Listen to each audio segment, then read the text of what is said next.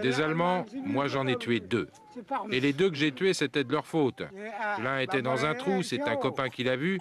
Alors j'ai pris une grenade et toc, je l'ai balancé dans le trou. Et l'Allemand a sauté.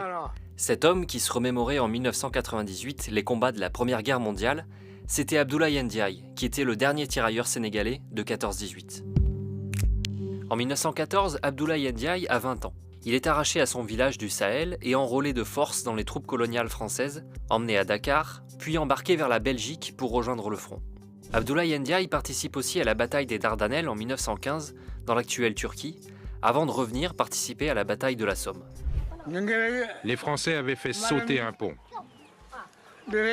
Pendant 3 jours, on a rampé, on s'est battu. À ce moment-là, il faisait encore chaud.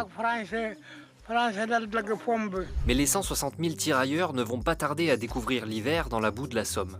Dans les 2 camps, 400 000 soldats y trouvent la mort et 600 000 autres sont blessés, dont lui, touché par 2 balles à la tête.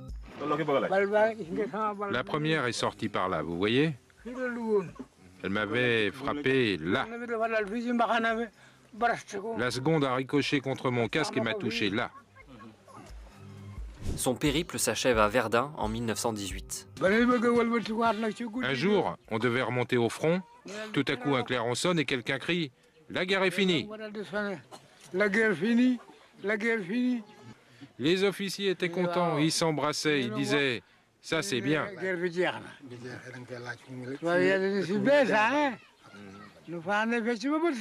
3 jours après, on nous a renvoyés chez nous, on nous a embarqués sur un bateau et c'était fini.